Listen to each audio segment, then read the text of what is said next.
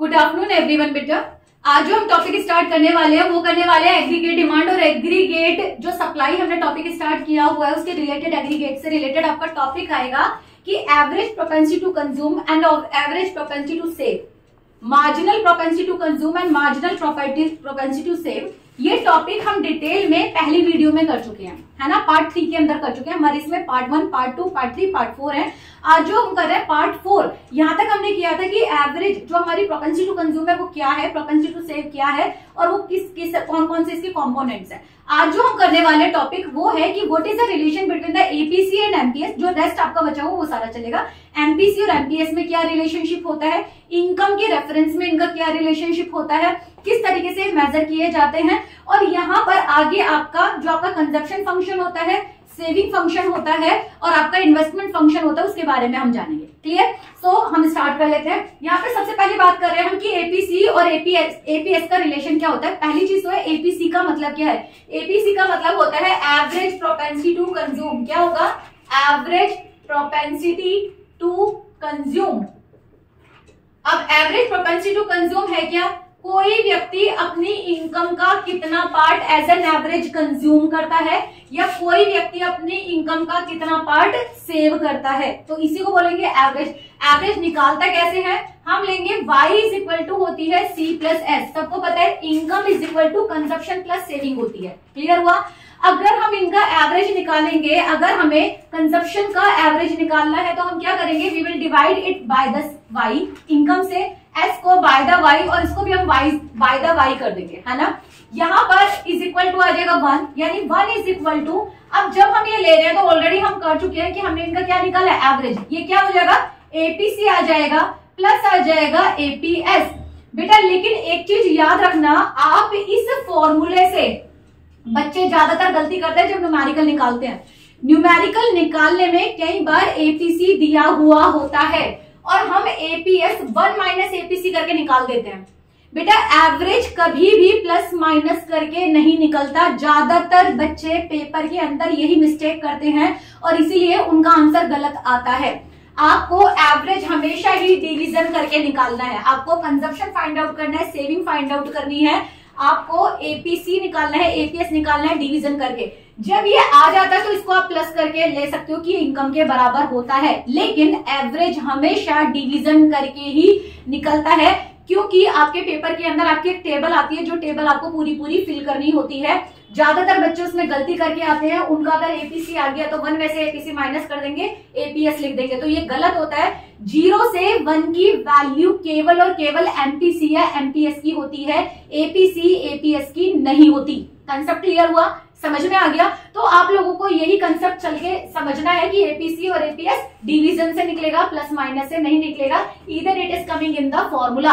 अगर आपका नहीं दिया हुआ है, कुछ नहीं निकल रहा है, अगर आपका आप डिवीजन करने के लिए आपके पास डिजिट ही नहीं है, तो आप इस फॉर्मूले का इस्तेमाल कर सकते हैं। बट 99% आपको एपीसी एपीएस सिर्फ और सिर्फ डिवीजन से ही निकलेगा। नेक्स्ट आ जाते हैं रिलेशन बिटवीन। अब यहाँ पे एपीसी एपीएस का रिलेशन पता चल गया आपको। वह जितना आपका कंजप्शन है उससे जो बचा वो आपकी सेविंग हो जाती है। तो सेविंग और कंजप्शन के जो रिलेशन को दिखा, कंजप्शन की और सेविंग के रिलेशन को, कि आपने कितना, एक व्यक्ति ने कितना कंजप्शन किया और कितना सेविंग किया। अब आ जाएगा एमपीसी और एमपीएस का रिलेशन। एमपीसी का मतलब होता है मार्जिनल प्रोपेंसिटी, मार्जिनल का मतलब होता है गैप। डिटेल में हमारी पुरानी वीडियो में, जो पहली वीडियो के अंदर लिखा हुआ है मार्जिनल प्रोपेंसिटी टू कंज्यूम। अब मार्जिनल प्रोपेंसिटी का मतलब होता है एक व्यक्ति की अगर इनकम बढ़ जाए तो वो अपना कंजप्शन कितना बढ़ा देगा। मार्जिनल प्रोपेंसिटी टू सेव का मतलब होगा एक व्यक्ति की अगर इनकम बढ़ जाए तो कितना वो सेव करना शुरू करेगा। जब हम कंजप्शन का डिफरेंस निकालेंगे और इनकम का डिफरेंस निकालेंगे तो आ जाएगा आपका, यहाँ पर अगर हम कह रहे हैं कि अगर हमारी इनकम में चेंज आ जाए, अगर हमारी इनकम में चेंज आ गया तो हमारे कंजप्शन में भी चेंज आएगा और हमारी सेविंग में भी चेंज आएगा। एज अ सेम हम इसे क्या निकालेंगे, अगर हमें निकालना है यहाँ पर marginal propensity to consume y से divide, marginal propensity to save y से डिवाइड, ये सेंटर में आ जाएगा हमारा। और अगर हम इसे कॉमन ले लेते हैं तो ये आ जाएगा 1, यानी अगेन सेम आ जाएगा 1 is equal to MPC plus MPS. Clear हुआ? यहाँ पर बेटा आपको एक बेनिफिट मिलता है क्या, कि जब आप निकाल रहे हो एमपीसी और एमपीएस वो आप डिवीजन करके निकालते हो, लेकिन क्योंकि मार्जिनल की जो वैल्यू होती है वो 0 से 1 के बीच में वेरी करती है। तो अगर आपको एमपीसी दिया गया है, एमपीसी दिया गया है, तो आप माइनस करके एमपीएस निकाल दोगे, यानी कि 1 minus MPC is equal to MPS आ जाएगा, करेक्ट माना जाएगा। 1 माइनस एमपीएस निकाल देंगे तो एमपीसी निकल जाएगा, करेक्ट माना जाएगा। समझ में आ गया, सही माना जाएगा। इसे क्लियर हुआ, समझ में आया। अब यहाँ पर एमपीसी के लिए या तो एमपीसी लिख दो या बी लिख दो, इसको बी भी लिख सकते हैं। एमपीसी को हम एमपीसी ना लिख के बी भी लिख सकते हैं। तो अगर मैं बात करती हूँ तो एमपीसी के लिए मैंने बी कर दिया, तो एमपीएस के लिए फॉर्मूला क्या बन जाएगा? एमपीएस के लिए फॉर्मूला बन जाएगा 1 माइनस एमपीसी। क्या बन जाएगा एमपीएस के लिए फॉर्मूला? 1 माइनस बी या 1 माइनस एमपीसी बन जाएगा। कंसेप्ट क्लियर हुआ? इतना समझ में आया? मैंने क्या बताया यहाँ पे? रिलेशन बता दिया एपीसी का और एपीएस का, रिलेशन बताया एमपीसी का और एमपीएस का।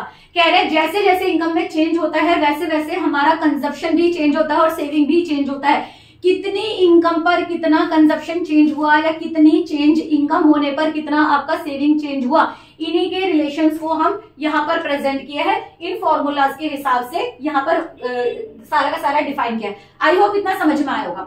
अब इसका जो आगे के फॉर्मूले होते हैं वी आर सपोज टू, हम पढ़ेंगे यहाँ पर, लेकिन जो यूटिलाइज होंगे वो बेटा आगे आने वाले चैप्टर में करेंगे, जहां पर इनकम मल्टीप्लायर का चैप्टर आएगा, जिसमें आपके इन्हीं फॉर्मूले को आप अडॉप्ट करोगे। नेक्स्ट हमारा टॉपिक आ जाता है कंजप्शन फंक्शन। देखो भाई, पहला वर्ड आ गया फंक्शन। तो फंक्शन किसका है? कंजप्शन का। लेकिन किसके रेशो में होता है? इनकम के रेशो में होता है। कंजप्शन का फंक्शन किसमें होगा? इनकम के रेशो में होगा। अब अगर हम कंजप्शन फंक्शन की बात करते हैं तो कंजप्शन फंक्शन है क्या?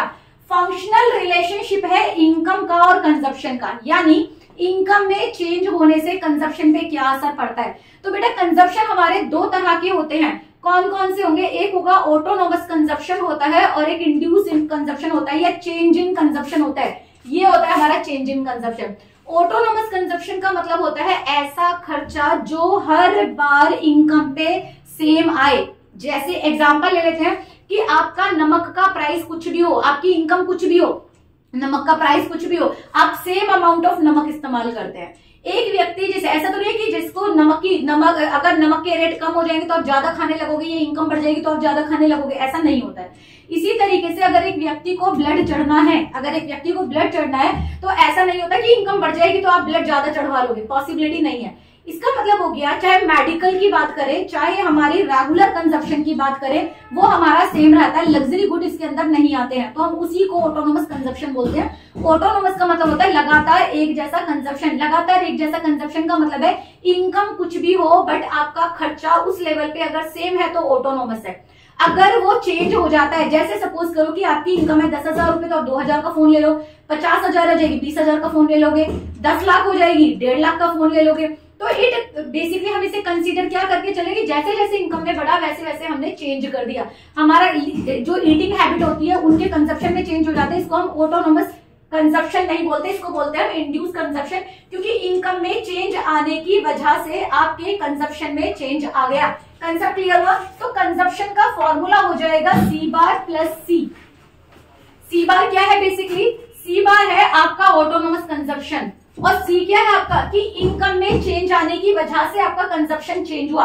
अब जब कंजप्शन आपका चेंज हुआ तो यहाँ पर सी तो लिखोगे नहीं, change in C by change in Y आएगा। इसी को हम लिखेंगे C bar plus MPC into Y, आ जाएगा सी। यानी सी जो हुआ आपका कि हमने इनकम का कितना बार हमने कंजप्शन किया है, और ये हो गया आपका कंजप्शन फंक्शन। हम क्या कर रहे हैं यहाँ पर फॉर्मूला लिखा हमने कंजप्शन फंक्शन का। कंसेप्ट क्लियर हुआ? अब हम आगे बात करते हैं हमारे सेविंग फंक्शन की। हमने क्या बात करी थी? हमने प्रीवियसली ये बात करी थी कि आपका जो सेविंग होता है हम क्या ले रहे हैं? इनकम इज इक्वल टू क्या लेते हैं? हमने क्या करना है यहाँ पे? Saving function. नेक्स्ट क्या टॉपिक करना है? नेक्स्ट करना है टॉपिक हमें सेविंग फंक्शन। सेविंग फंक्शन है क्या, है ना? सेविंग फंक्शन क्या है? Function of the saving. यानी सेविंग कैसे फंक्शन करेगा भैया? सीधी सी बात है, अगर हम सेविंग का फॉर्मूला लेते हैं, तो लेते हैं वाई में से सी को निकाल दो तो आपका सेविंग आ जाएगा, है ना? वाई में से सी को निकाल दोगे तो आपका सेविंग आ जाता है। अगर हम सेविंग फंक्शन की बात करते हैं तो जो हमारा कंजप्शन है वो हमारा निगेटिव आ गया, है ना? यहाँ पर अगर हम इस फॉर्मूले के हिसाब से जाएंगे तो हमारा कंजप्शन आ गया निगेटिव, कंजप्शन आ रहा है निगेटिव, सेविंग फंक्शन क्या आ रहा है? कंजप्शन आ गया निगेटिव। कंजप्शन निगेटिव के साथ आपका यहाँ पर था बी, अगर कंजप्शन फंक्शन की बात करते हैं तो यहाँ था बी। अब यहाँ पे हमें क्या रखना है, यहाँ रखना है हमें एमपीएस, और एमपीएस किसके रेशो में, बाई के रेशो में। Simple thing is it. तो सेविंग क्या हो गया, सेविंग फंक्शन क्या है, minus B plus MPS into Y. अब यहाँ पर फॉर्मूले के हिसाब से क्या बन गया हमारा, यहाँ पर ये जो कंजप्शन है वो कौन सा है, ऑटोनोमस कंजप्शन, प्लस क्या हो जाएगा 1 माइनस बी आ जाएगा एमपीएस की जगह पर, है ना, यही फॉर्मूला बताया था आगे, और वाई। ये हो गया आपका सेविंग फंक्शन। कंसेप्ट क्लियर हुआ बेटा। इनका जो यूटिलाइजेशन होगा, एज आई सेड, ये आगे के चैप्टर में मैं आपको डिफाइन कराऊंगी कि इनको कैसे इस्तेमाल करते हैं, इनकम का इक्विलिब्रियम कैसे लिया जाता है, इनकम इक्विलिब्रियम कैसे किया जाता है, सेविंग फंक्शन क्या होता है उसके अंदर, कंजप्शन फंक्शन क्या होता है, इन्वेस्टमेंट फंक्शन क्या होता है, किस तरीके से इसको बैलेंसिंग किया जाता है, ये करेंगे हम आगे वाले चैप्टर के अंदर। अभी हम केवल बेसिक कर रहे हैं इस चैप्टर के अंदर। नेक्स्ट हमारा टॉपिक आ जाएगा, थर्ड टॉपिक आ जाएगा, नेक्स्ट टॉपिक जो आ जाएगा वो आ जाएगा इन्वेस्टमेंट फंक्शन। बेटा इन्वेस्टमेंट फंक्शन का मतलब क्या होता है, इन्वेस्टमेंट फंक्शन का मतलब होता है, देखो जितना आपने इन्वेस्टमेंट किया उससे उतनी ही आपकी इनकम बढ़ेगी। अभी तक हम क्या कर रहे थे, कंजप्शन फंक्शन में कर रहे थे कि भैया जितनी आपकी इनकम होगी उतनी ही आपकी कंजप्शन चेंज होगी, अगर इनकम में चेंज होगी तो कंजप्शन में भी चेंज हो जाएगा। अगर आप कर रहे हो सेविंग फंक्शन के लिए, तो अगर आपकी इनकम में चेंज हुआ तो आपकी सेविंग में भी चेंज हो जाएगा। लेकिन यहाँ पर क्योंकि ये दोनों कंजप्शन भी और इनकम सेविंग भी दोनों ही इन्वेस्टमेंट का पार्ट है, कंजप्शन भी और सेविंग भी किसका पार्ट है, इनकम का पार्ट है। लेकिन इनकम किससे जनरेट होती है, इनकम जनरेट होती है प्रॉफिट से, और प्रॉफिट के लिए आपको क्या करना पड़ेगा, इन्वेस्टमेंट। यानी इन्वेस्टमेंट फंक्शन की जब हम बात करेंगे तो investment function is a investment से इनकम चेंज होगी। अगर हमने इन्वेस्टमेंट में चेंज किया है तो हमारी इनकम चेंज होगी। तो इन्वेस्टमेंट फंक्शन क्या है बेसिकली, कि आपने जैसे जैसे अपना इन्वेस्टमेंट बढ़ाया वैसे वैसे आपकी इनकम चेंज हो जाएगी। कंसेप्ट क्लियर हुआ, समझ में आया। तो यही है इन्वेस्टमेंट फंक्शन। इन्वेस्टमेंट फंक्शन के अंदर दो टाइप होते हैं, पहला होता है इन्वेस्टमेंट का टाइप इंड्यूस इन्वेस्टमेंट, और दूसरा हो जाता है ऑटोनोमस इन्वेस्टमेंट। अब सेम जैसा हमने कंजप्शन पे किया था, जब इनकम के चेंज होने पर भी आपका इन्वेस्टमेंट सेम रहता है, कोई चेंजेस नहीं आता है, उसको हम ऑटोनोमस इन्वेस्टमेंट बोलते हैं। और ऑटोनोमस के लिए हम ऊपर क्या लगा देते हैं, बार लगा देते हैं बेसिकली। दूसरा होता है इंड्यूस इन्वेस्टमेंट, जो इन्वेस्टमेंट प्रॉफिट से मोटिव होकर किया है। भैया जितना प्रॉफिट होता जा रहा है उतना ज्यादा आप इन्वेस्टमेंट बढ़ाते चले जा रहे हैं, इसको हम इंड्यूस इन्वेस्टमेंट कहते हैं। ऑटोनोमस इनकम कुछ भी हो, इन्वेस्टमेंट सेम है। इनकम 100 रुपए तो भी 40 रुपीज कर रहे हो, इनकम 10,000 हो जाए तो भी 40 रुपए ही आप इन्वेस्टमेंट कर रहे हो, तो है आपका ऑटोनोमस इन्वेस्टमेंट। इन्वेस्टमेंट आपने 100 रुपए किया था जिससे आपको 20 रुपए मिले हैं, अब आपने 120 रुपए होगा तो कह रहे 120 के 120 हम लगा देते हैं, फिर आपको 30 रुपीज और मिल गए, 150 फिर इन्वेस्टमेंट कर दिया। तो जब आप प्रॉफिट से मोटिवेट होकर पैसा लगाते हो, इन्वेस्टमेंट करते हो, तो उसे बोला जाता है इंड्यूस इन्वेस्टमेंट। कंसेप्ट क्लियर हुआ, समझ में आ गया बेटा। उसके बाद हम बात करें यहाँ पे डिटर्मिनेंट्स ऑफ इन्वेस्टमेंट। बेटा ये एक अच्छा टॉपिक है। आखिर जब आप मार्केट में जाते हो, इन्वेस्टमेंट कोई व्यक्ति क्यों करता है, क्यों करता है, क्यों करता है, कोई तो बता दो। हाँ, किसके लिए, फ्यूचर का सोच के। लेकिन फ्यूचर का क्या, प्रॉफिट। फ्यूचर में क्या सोच के करते हैं, प्रॉफिट सोच के करते हैं। तो यहाँ पर क्या आ जाएगा, हम पहली चीज आ गया कि हमने इंड्यूस इन्वेस्टमेंट में किया कि इन्वेस्टमेंट जो होता है वो हमारे प्रॉफिट की वजह से होता है। इन्वेस्टमेंट किसकी वजह से कर रहे हैं, प्रॉफिट। अगर में प्रॉफिट ही नहीं होगा तो कोई भी प्रोड्यूसर इन्वेस्टमेंट करेगा नहीं, कोई व्यक्ति इन्वेस्टमेंट नहीं करेगा। तो यहाँ पर पहला टॉपिक आ गया कि हम इन्वेस्टमेंट किसके लिए कर रहे हैं, प्रॉफिट के लिए कर रहे हैं। लेकिन प्रॉफिट के लिए कैसे, जब आप इन्वेस्टमेंट करते हो तो भाई जब आप अपनी कंपनी लगा रहे हो तो it is not always compulsory कि वो सारा का सारा पैसा आपका अपना है। जब हम इकोनॉमी में बात करते हैं तो आपने पता होगा कि जितनी भी गुड्स होती है इकोनॉमी में वो सब मेजर की जाती है। पैसा अगर आपने बाहर से लिया या पैसा आपका खुद है, जब आप इन्वेस्टमेंट करते हो तो हम उस पर रेट ऑफ इंटरेस्ट को हम कंसीडर करते हैं। यहाँ पर वही चीज बता रहे हैं कि इन्वेस्टमेंट जो भी किया जाएगा, जो भी हमारा इन्वेस्टमेंट है, उनको कौन से फैक्टर डिफाइन करेंगे, डिटरमाइन करेंगे कि तुम इन्वेस्टमेंट करोगे या तुम इन्वेस्टमेंट नहीं करोगे, है ना। तो इन्वेस्टमेंट करने के लिए सबसे पहला हो जाता है MEI, marginal efficiency of investment, और दूसरा हो जाएगा रेट ऑफ इंटरेस्ट जिसे हम बोलेंगे ROI। अब ये है क्या बेसिकली, देखो आपने कोई कंपनी के अंदर सपोज करो 1 लाख रुपए का लोन लेना है जिससे आपको कंपनी में पैसा लगाना है, ठीक है। अब ये पैसा आप बैंक से कब लोन लोगे, जब रेट ऑफ इंटरेस्ट कम है, रेट ऑफ इंटरेस्ट ज्यादा है, है ना। जब आपका रेट ऑफ इंटरेस्ट कम है तो आप इन्वेस्टमेंट क्या करोगे, ज्यादा करोगे। आरओआई आपका क्या है, कम, तो आप ज्यादा करोगे। अगर आरओआई आपका ज्यादा है तो इन्वेस्टमेंट आप कम करोगे। सिंपल कंसेप्ट क्लियर हुआ, समझ में आ गया। अब सपोज करो तो ये हो गया रेट ऑफ इंटरेस्ट का और इन्वेस्टमेंट का कैसा रिलेशनशिप है, नेगेटिव। समझ में आ गया। अगर मार्केट से आपको महंगा लोन मिल रहा है तो लोन लेकर तब आप पैसा नहीं लगाओगे। दूसरी चीज आ जाती है marginal efficiency of investment. Marginal efficiency of investment का मतलब क्या होता है, देखो आपने 1 लाख रुपए मार्केट से लोन लिया, हम ये मेजर ही नहीं कर रहे कि रेट ऑफ इंटरेस्ट क्या है। सपोज करो कि इस 1 लाख रुपए पर तुम्हें 10% का लोन देना पड़े 10,000 रुपए का, ठीक है। तो तुम ये कह रहे हो कि 10% जो रेट ऑफ इंटरेस्ट है वो बहुत ज्यादा है, लेकिन आपने देखा कि जब आप चीजों को सेल कर लोगे, जो आपने इन्वेस्टमेंट किया उससे होने वाला जो प्रॉफिट है वो आपको 20,000 का है इसी पे ही। ये क्या है, ये हो गया आरओआई और ये हो गया आपका प्रॉफिट। आपने देखा इसका जो प्रॉफिट है वो 20,000 रुपए है, तो क्या आप इन्वेस्टमेंट करोगे कि नहीं करोगे, आप कर दोगे इन्वेस्टमेंट। यही होता है मार्जिनल एफिशिएंसी ऑफ इन्वेस्टमेंट, कि आपने जो मार्केट के अंदर पैसा लगाया है, जो आपने लोन लेके पैसा लगाया, अगर उसमें आपको प्रॉफिट हो रहा है, आपको देना कितना है बैंक को 10,000, लेकिन प्रॉफिट में कितना मिल रहा है 20,000। अगर आप 10,000 दे भी देते हो तो भी 10,000 आपके पास बचेंगे। तो मार्जिनल एफिशिएंसी क्या हुई, आपको आपके इन्वेस्टमेंट पे रेट ऑफ इंटरेस्ट देने के बाद भी पैसा मिल रहा है, प्रॉफिट हो रहा है, इसका मतलब आप इन्वेस्टमेंट कर दोगे। इसका मतलब है मार्जिनल एफिशिएंसी ऑफ इन्वेस्टमेंट के साथ पॉजिटिव रिलेशनशिप होता है इन्वेस्टमेंट का। क्लियर हुआ कि हमारा अगर हमारा बढ़ रहा है, हमारी एफिशिएंसी बढ़ रही है तो हम ज्यादा इन्वेस्टमेंट करेंगे, जबकि रेट ऑफ इंटरेस्ट के साथ नेगेटिव रिलेशनशिप होता है। अब यहाँ पे ये भी चीज समझ में आ गई होगी कि रेट ऑफ इंटरेस्ट हम कैसे देखेंगे। अगर हमारा रेट ऑफ इंटरेस्ट अगर ज्यादा भी है, अगर रेट ऑफ इंटरेस्ट ज्यादा भी है लेकिन हमारी एफिशिएंसी ज्यादा है, हमारा पैसा बनाने की पावर ज्यादा है, तो भी हम मार्केट से पैसा ले लेंगे। लेकिन अगर हमारा यहाँ पर ये समझो कि रेट ऑफ इंटरेस्ट जो है वो केवल 5% का है, केवल ये 5%, 5,000 देना है, लेकिन आपको जो प्रॉफिट है वो केवल 2,000 आ रहा है, केवल 2,000 आ रहा है, 2% आ रहा है, तो क्या आप पैसा लोगे, नहीं लोगे। चाहे रेट ऑफ इंटरेस्ट कम है लेकिन प्रॉफिट ना आने की सूरत में आप पैसा नहीं लोगे। कंसेप्ट क्लियर हुआ। तो मार्जिनल एफिशिएंसी ऑफ इन्वेस्टमेंट से आपका पॉजिटिव इफेक्ट होगा इन्वेस्टमेंट पे, जबकि रेट ऑफ इंटरेस्ट का नेगेटिव इंपैक्ट होगा। कंसेप्ट क्लियर हुआ। इसके अलावा बेटा 2 टॉपिक जो आपके आ जाते हैं, ये मैंने बता दिया सप्लाई प्राइस है, किस प्राइस पर आपको मार्जिनल एफिशिएंसी मिल रही है, कौन सा प्राइस है ये जो रेट ऑफ इंटरेस्ट पे आपको पैसा मिल रहा है, और प्रोस्पेक्टिव यील्ड का मतलब होता है इसका इफेक्ट क्या आने वाला है। तो मैंने आपको बता दिया है कि एमईआई से पॉजिटिव और आरओआई से आपका नेगेटिव इंपैक्ट आने वाला है।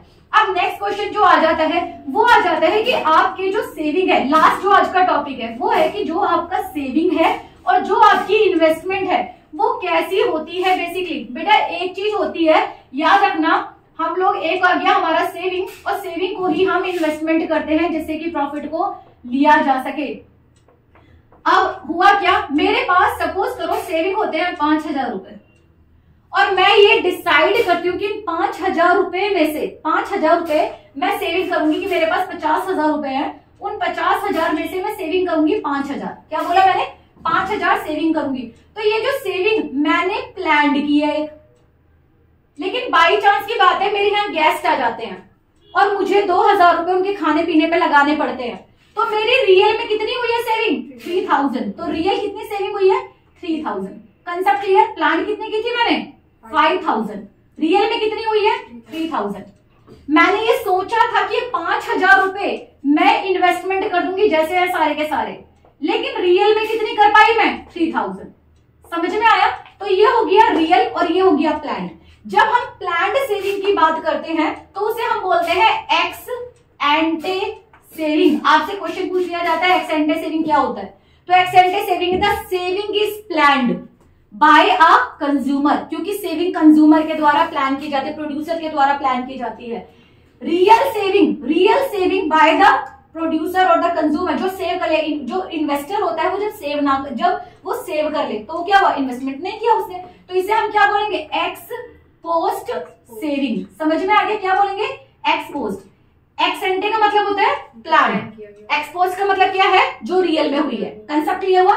इसी तरीके से अगर इन्वेस्टमेंट को, तो इसे हम क्या बोलेंगे, जो हमने प्लान इन्वेस्टमेंट किया उसे क्या बोलेंगे, एक्स एंटे, वेरी गुड, बोलो, इन्वेस्टमेंट, एक्स एंटे इन्वेस्टमेंट। जबकि जो हमारा बेसिकली प्लान किया उसे क्या बोलेंगे, एक्स पोस्ट इन्वेस्टमेंट। क्लियर हुआ बेटा।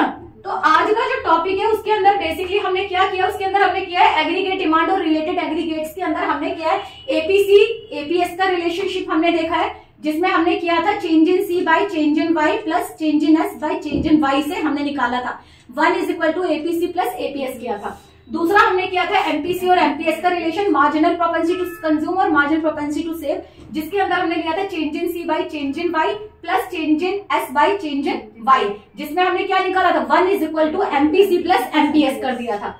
उसके बाद हमने किया कंजप्शन फंक्शन, कंजप्शन फंक्शन में ऑटोनोमस कंजप्शन देखा, change in consumption in the reference of the income देखा, जिसे हमने बोला एमपीसी, या एमपीसी को हम बोल देंगे यहाँ पर बीवाई, या तो ये फॉर्मूला हो जाए, ये फॉर्मूला हो जाए, या ऑटोनोमस सी प्लस बीवाई हो जाए, एक ही फॉर्मूला होता है। समझ में आया। फिर हमने किया सेविंग फंक्शन। हम जानते हैं कि कंजप्शन का उल्टा जो होता है वो सेविंग होता है, तो अगर जीरो लेवल ऑफ इनकम पे कंजप्शन हो रहा है तो सेविंग क्या हो जाएगा, नेगेटिव। तो यहाँ पर हमने फॉर्मूला क्या लिया था, minus autonomous C plus 1 minus B into Y, तो ये क्या हो गया था, हमारा सेविंग फंक्शन हो गया था। नेक्स्ट हमने किया था कि इन्वेस्टमेंट फंक्शन क्या होता है, इन्वेस्टमेंट के बढ़ने से जब इनकम बढ़ जाए, इन्वेस्टमेंट के कम होने से जब इन्वेस्टमेंट इनकम कम हो जाए तो उसे इन्वेस्टमेंट फंक्शन कहते हैं। दो तरह का इन्वेस्टमेंट देखा, पहला देखा हमने ऑटोनोमस इन्वेस्टमेंट, इनकम सेम है, इनकम कुछ भी हो इन्वेस्टमेंट सेम है, इनकम कुछ भी हो इन्वेस्टमेंट सेम है, हमारा क्या हो जाएगा, ऑटोनोमस इन्वेस्टमेंट। इनकम के चेंज होने से हमारा इन्वेस्टमेंट भी चेंज हो गया, प्रॉफिट के होने से, प्रॉफिट के बढ़ने से इन्वेस्टमेंट बढ़ गया, प्रॉफिट के कम होने से इन्वेस्टमेंट कम हो गया, तो हम क्या करें, इंड्यूस्ड इन्वेस्टमेंट हो गया हमारा।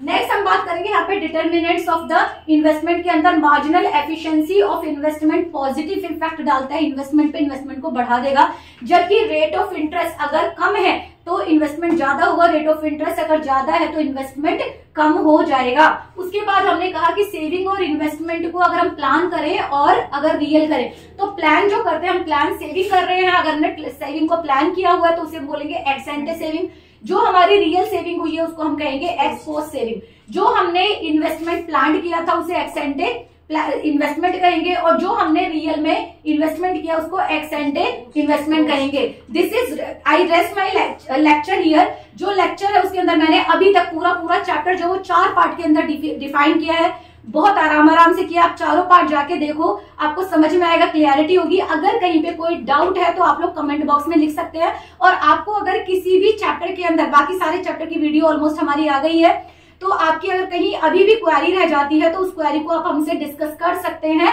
और अगर कहीं पे आपको वीडियो चाहिए तो आप हमसे बोल सकते हैं कमेंट बॉक्स के अंदर।